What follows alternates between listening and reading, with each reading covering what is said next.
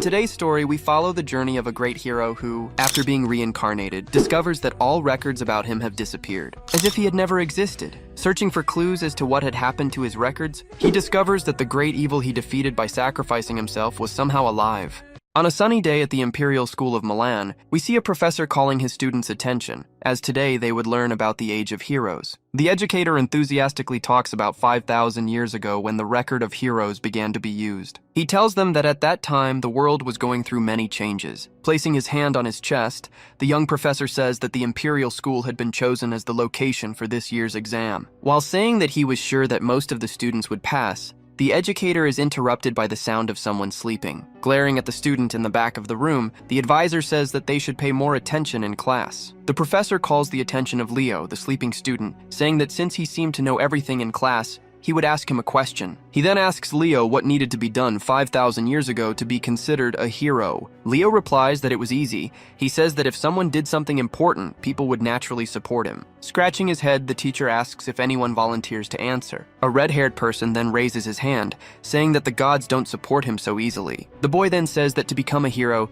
he needs to go through a ritual, a great example among them being the blood ritual. Finally satisfied with the answer, the teacher congratulates him, saying that it was what was expected of the great genius of the Traden family, Gulliver Traden. Leo thinks that it was easy to communicate with the gods in the past. Because the heroes fought the great evil Erebus, the gods gifted them with miracles, the famous records of the heroes. Closing the book, he thinks that he was the only one who didn't have a record. Meanwhile, on the other side of the room, the students crowded in droves to see the Zerdinger family. They are then called to the auditorium as the Zerdinger family is visiting the school. Gulliver, the boy from before, asks Leo what he thinks about doing something important for the family. Zerdinger? Maybe then they would support him. Leo tells him dryly that he's going home since unlike him, he didn't care about such things. Embarrassed, the boy says he didn't care about that either. He was just going to take a look at Celia Zerdinger in case she could be his rival. Back home, our protagonist thinks that maybe because he had trained since he was little, he felt that this body was better than his old one. Suddenly, Leo notices an attack coming towards him, blocking it with difficulty.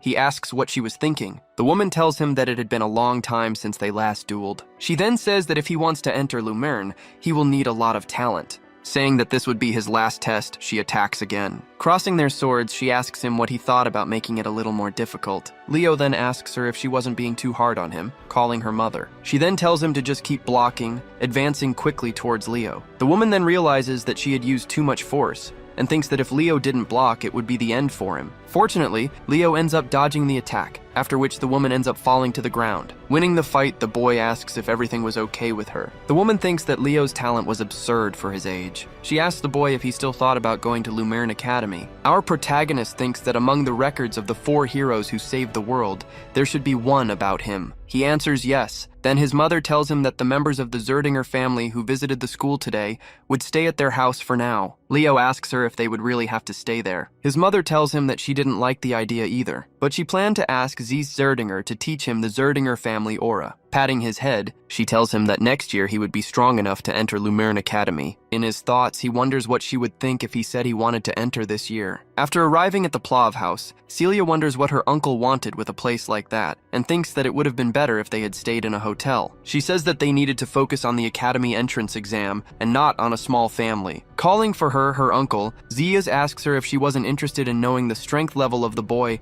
who said he wasn't interested in the Zerdinger family. The girl responds by saying that the boy was a mere student who didn't even know how to use aura. How could someone like him have anything special? In the living room of the Plav mansion, we see Reina Plav, the Marquise of the Plav family, and Dade Plav, head of the Plav family, welcoming them. Her uncle then tells Celia to introduce herself. The girl then introduces herself as Celia Zerdinger and says that she would be under her care for the week. Getting a little closer to Celia, Reina says it was a pleasure to meet her. Noticing the familiar appearance of the Plav matriarch, Celia wonders if she was part of the family. At that very moment, her uncle tells her that the matriarch was actually her aunt. While having tea, Z says that they went to the Imperial School, but that unlike the other students, Leo said he wasn't interested and left. Laughing, the matriarch apologizes for her son having offended them, but he only wants to know about training. Zai then, When asked what kind of boy Leo was, remembering the fight from earlier, Reina tells him that he is a boy of great talent. The vice chief of the Zerdinger family asks her if she thought he had the potential to inherit the power of the Zerdinger family. She tells him that she was not saying that just because he was her son, he was perfectly qualified. Seeing how well she was speaking of Leo, he says that since she was saying that he would create great expectations. However, Z says that she would still personally test whether the boy was qualified or not. Meanwhile, in the training room, Leo was meditating. He says that he had finally managed to create a space that was capable of withstanding everything. Leo explains that the reason he hadn't learned aura yet is because when you learn aura, the body loses the ability to accumulate mana and energy in the soul. With a feeling of guilt, Leo thinks that if he had managed to control the energy and essence properly, he wouldn't have lost the fragment of destruction. So he decides that this time he would learn to control it, starting with his aura. Suddenly, the boy hears someone asking him if he is Leo Plav. Leo then looks back, noticing a girl with a turned-up nose. She says that he seemed to have a good grasp of the basics, and asks if he wouldn't like her to teach him some fencing techniques. The boy, confused by the sudden visit, asks who she is. She replies that she is Celia Zerdinger, the famous sword princess. Leo, teasing the girl, says that he appreciates her concern for him, but he doesn't need someone worse than him to teach him anything. Outraged by the boy's response, Celia asks if he really meant to say he is stronger than her. Responding to the girl, he says that in a fight to the death, she would be the strongest since he cannot use aura. The boy then says that if it were a duel between swordsmen, the result would be different. Furious with what the boy told her, the girl looks around looking for swords. She finds Leo draws swords and challenges him, saying that if he had so much confidence in his abilities, then he should duel her. The girl thinks he was crazy if he thought that just by learning aura, he would become stronger than her. Celia then proposes a bet. If she beats him, during his stay at the house, he will be her servant. Our protagonist asks what would happen if he wins, so she tells him that in that case, she will be his servant. Picking up his sword from the ground, Leo asks if they can begin, advancing quickly towards the girl, launching an attack that she easily blocks. She thinks that his speed was not bad, however, it still would not be enough to beat her. Leo tries an attack from above, which Celia manages to change the path of the sword, but with great difficulty. In turn, the boy ends up destroying the arena floor with his attack. Our protagonist then advances. Trying another attack, Celia thinks that this time she will not be able to dodge. Receiving Leo's attack, Celia activates an aura armor. The boy then asks her why she used an aura armor. Aura, if it was a duel just of fencing skills. Celia says she did it out of reflex. Leo says it didn't matter. He had already won anyway. The nervous girl asks what he was talking about. He tells her that the ability to control aura provides the same difference between heaven and earth. Taking off his magic weighted bracelets on the ground, Leo asks her if she is ready to test. Smiling, he advances towards her, delivering a blow that breaks the girl's aura barrier. As she falls, the girl thinks how could someone so rude exist, referring to Leo as an idiot. Leaving the training room, the boy ends up meeting the matriarch who was strolling through the mansion with Zeus. She then called him, asking him to introduce himself to the guest. The boy approaches Zeus, introducing himself as Leo Plav. The vice head of the Zerdinger family tells him that his name is Zeus Zerdinger, and as he should already know, he is his uncle. Greeting the boy, Zeus says it was a pleasure to meet him. His mother asks him if he had met Celia. Sighing, the boy looks back to where the girl was, being carried away by the guards on a stretcher. Seeing the scene, Zeus asks a guard what had happened. Zeus wonders how someone who hadn't even learned aura yet had managed to defeat Celia. The man tells Leo that what he did was impressive. Leo tells him that she had doubted him. Zeus asks him what they bet, and Leo replies that the loser would be the other's servant. He says that since she lost, she would be his servant for a week. With a serious look, Zeus says that it is important to keep a promise, but Celia was from the Zerdinger family. Releasing a threatening aura, he tells Leo that he could not order her to do the work of a servant. Extending his hand, Zeus says that he expected him to revoke the bet, and with that, he would give her something different as a reward. Before he could finish what he was going to say, Leo cuts him off, saying he didn't want it. The boy says that it was a fair bet between the two of them, and that as long as she possessed the Zerdinger name, she needs to assume the Zeus then asks him, even if he offered to teach him the Zerdinger family aura technique, he was sure he wouldn't accept. Leo says that Zeus really wanted to prevent his niece from being humiliated, but an aura technique was useless to him. With the same cold look as before, Zeus asks if he was really declaring that he would use one of the Zerdingers as a servant. Looking at the man mockingly, Leo says that was exactly it. Zeus asks him if he wasn't being a little too reckless, and the boy replies that he didn't mean to insult the Zerdingers. Leo tells Zeus that if his intention was to reward him for defeating Celia with an aura technique, he would gladly accept. He says that, however, the man was declaring it was a reward to make up for Celia's defeat. Leo says that in this case, he thought that if she hadn't let her guard down, she wouldn't have lost. The boy then says that even if she had fought him with everything she had, still, he would have won. Seeing this situation, his mother smiles. Smiling, Ziz thinks that Leo was an interesting boy, as he had denied his proposal just by the way he said it. Ziz orders 2 guards to approach while thinking that if Leo were a Zerdinger, he would have nothing to worry about. The man asks the guards to take Celia to the servants' room, leaving the guards surprised by the request. He then looks at Leo and says that in unofficial situations, he could call him more comfortably, such as uncle. Leo agrees, calling him uncle. Ziz watches Leo leave while talking to his sister, asking if she would like him to teach him the family aura technique. Reina is surprised by the sudden question. He says that he would try to convince his brother so that Leo could learn the technique, phoenix breathing. In Leo's room, we see Celia entering. Very embarrassed, she says that during this week she would be the maid who would serve. With a little smile, Leo says that the dress suits her very well. He says that no one imagined that her style, normally chic, would be suitable for simple maid clothes.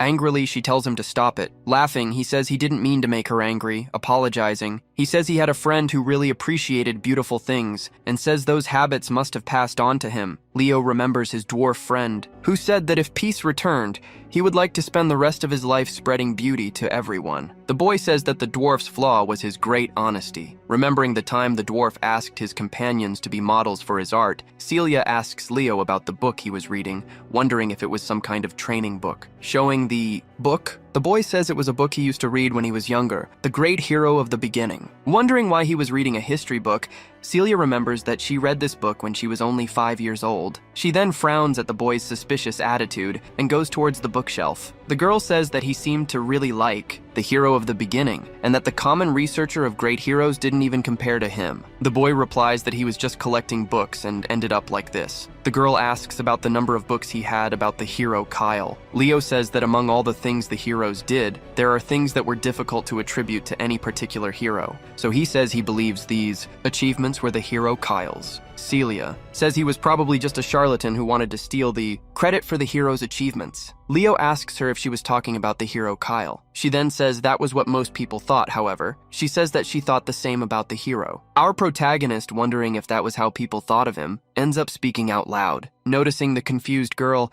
he tries to disguise it by asking if they were going to have coffee and start training. Wanting to know the origin of Leo's strength, she asks if she could train with him. Leo then says that his training would be difficult to keep up with, and asks if she was sure of that. Later in the training, we see Celia fallen on the floor. The boy then tells her that when she reaches her limit, her reaction speed decreases. This happens because she left her back unguarded. Celia asks if abusing the body like that would be useful for training. He says yes, and that apparently young people today were very leaning on her sword. She asks who he was calling weak. Celia tells him not to underestimate her, as she charges at him with everything she has. Leo easily blocks her attack, sending her flying away again. Frustrated, she asks him why she can't beat him. Seeing her frustration, the boy hands her a bracelet with weight magic. Trying to grab the bracelet, Celia ends up dropping it to the ground with everything. Leo tells her that it was a weight bracelet, and from tomorrow on, she would wear it while training. In the morning, we see them at a training camp. Celia was asking for a break, while her uncle watched everything from afar. Her uncle thought this was a good experience for Celia. It would be good for her pride to be wounded at least once before going to the academy.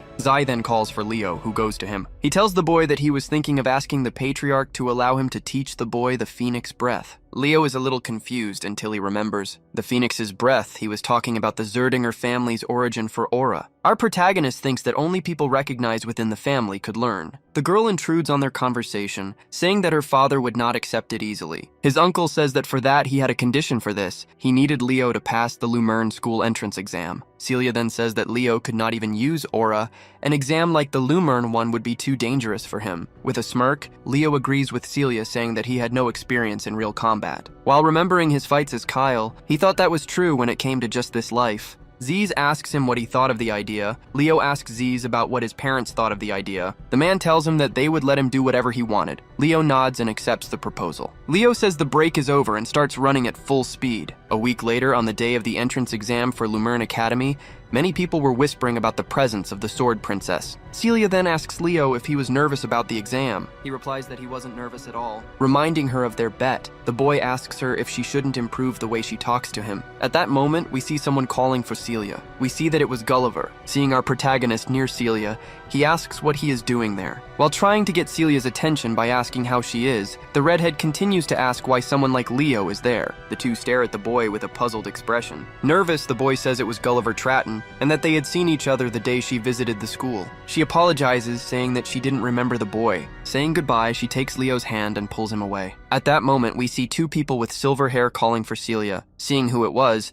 Celia is confused about what they were doing there. Leo asks Celia who these two were. She tells him that they were the Llewellyn brothers, descendants of the hero of the Lordran Empire. With blood in her eyes, she says that since they were following the same path as the two, they could not let themselves be lost to the Llewellyn family. The older brother, Abud, tells Celia that it had been a while since they had seen each other. Somewhat shy, the girl says that it had indeed been a long time. Abad then asks her about who the boy beside her was. She replies that it was Leo from the Plav family, a noble family from the kingdom of Dalad. Facing Leo, Abad says that the boy was a small fish. Leaving the place, Abad says that the first place would be his, while calling his sister Chelsea to get them out of there. Celia says that they were two arrogant idiots and that she would make a point of crushing them. After she said this, an instructor said that apparently everyone had arrived. He introduces himself as Albi. Celia remembers that name. He was the famous sorcerer of Ma'an. Bored as ever, Leo asks if she knew that instructor. The girl asks him if he was serious. Celia is incredulous that he really doesn't know the teacher who is called the hero of this era. Leo ends up noticing a mana coming from the teacher's left eye. The educator says that the entrance exam would be conducted through two modes, one-on-one combat and monster subjugation. He goes on to say that each of the students would rotate between the modes. However, burning the exam paper, the teacher says that that method is outdated. The teacher then pulls out a book and activates his hero registration, called the World of Albi. The students are enveloped in a magic circle, while the teacher says he hated inefficiency. Therefore, he says he would combine the two into one. Seeing that situation, our protagonist remembers that in the class on hero registration, they learned that the true value of the registration lies in the ability to manifest the hero world. A world where each hero's experiences are shared, and by conquering their world, they gain the power of the previous hero. Our protagonist thinks this was like a training system for heroes.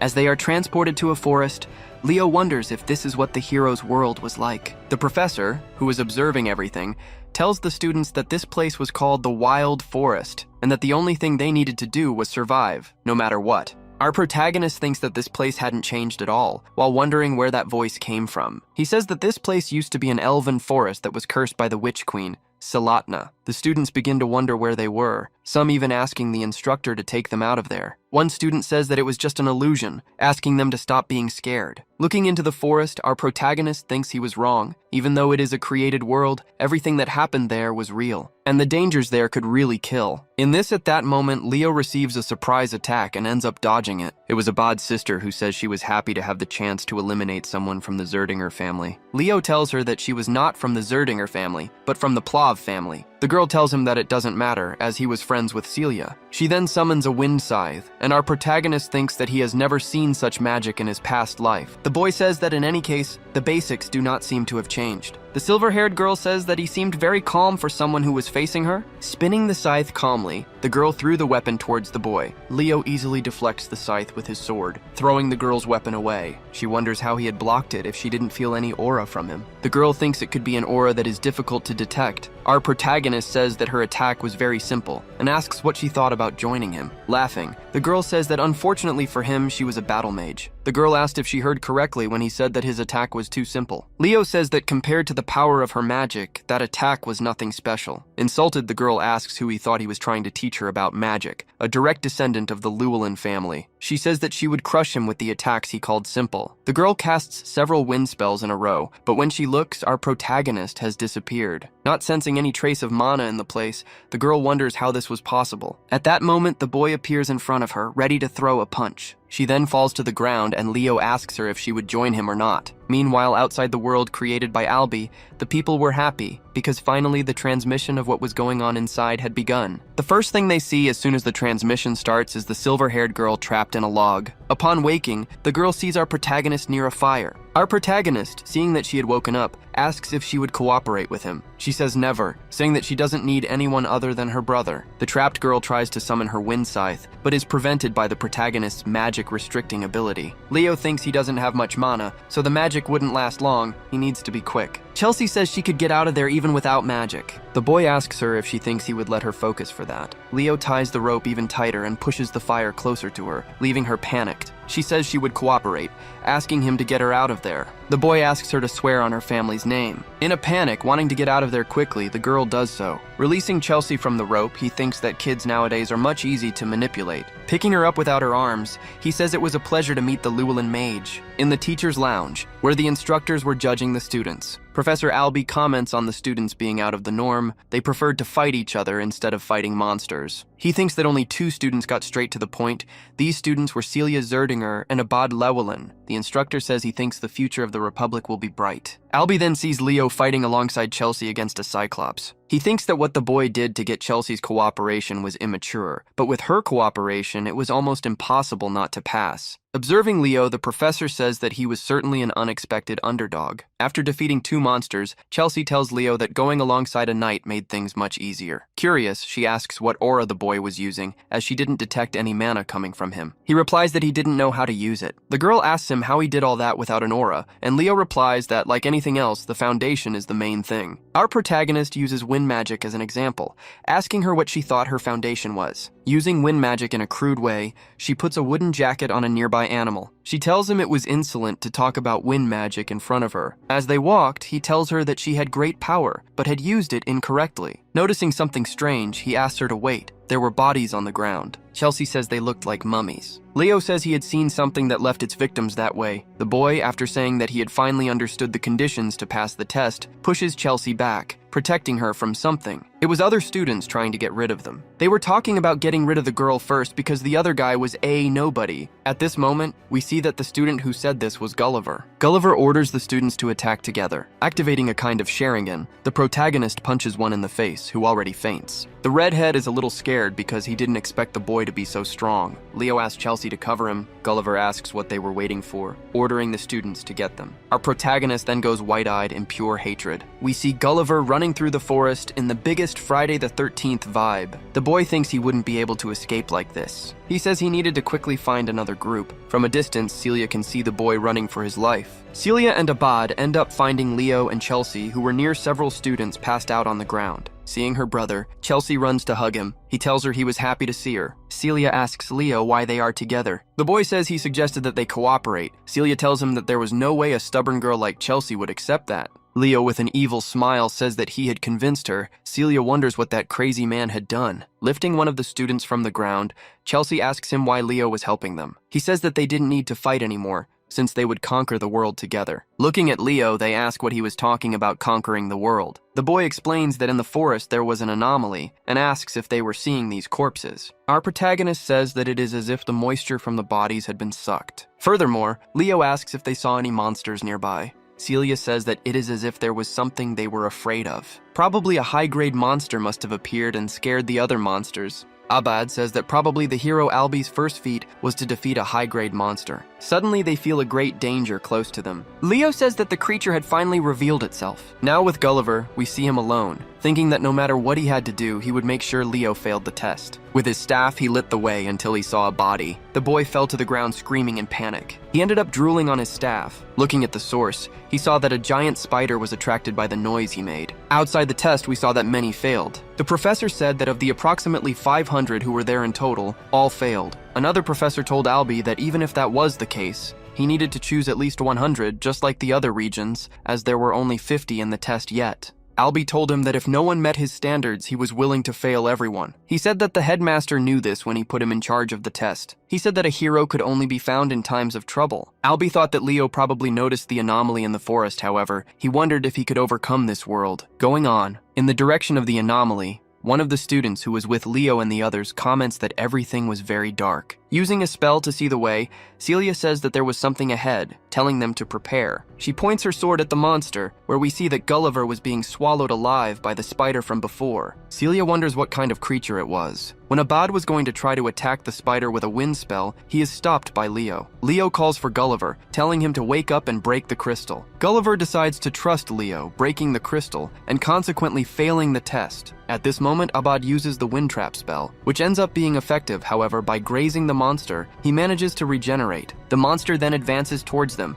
leaving everyone frightened except Leo, who already expected this could happen. While trying to advance towards the spider with a halberd, one of the students is thrown away. Celia says she would finish the spider in just one blow, casting a spell Red, which she fires at the spider, causing a huge impact. However, looking again, the spider was intact. Celia says that was impossible. Abad says that wizards and knights clearly have different levels of power while casting a spell. He summons the Raphael spell, a whirlwind that apparently was cutting the spider. However, when seen, again it had not caused any damage to the spider. Seeing that the spider was heading towards her brother, Chelsea uses the windbreak spell to try to stop it. However, the spider still manages to wound him in the arm. Chelsea asks if Abad was okay. Running towards him, he says he was fine and that she didn't need to worry. The halberd boy asks what monster that was. Its regeneration was absurd. Leo says that there was a monster in Erebus's army that destroyed the elven forest. This monster's name was Tarantulia, the monster princess, Salatna's daughter. The boy thinks that was it then. The mana in Albi's left eye was the Fairy King's mana. Leo remembers that Tarantulia ruled the cursed forest. In addition, she ate the Fairy King's right hand,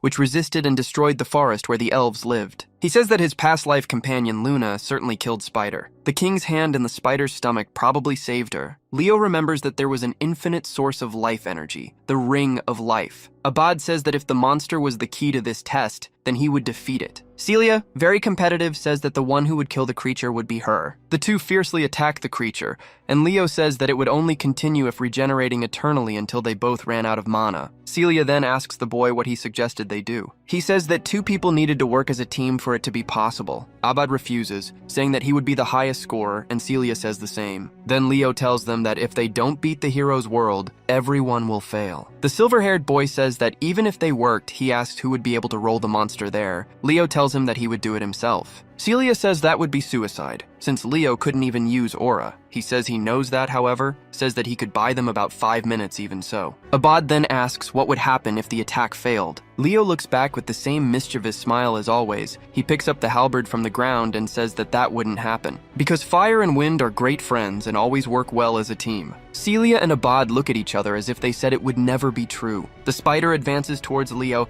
and he thinks that it reminds him of the old days. Swiping at it, he takes off one of its legs and says that it has been a long time since he saw the monster from Tartarus. If you liked the video, please subscribe and leave a like.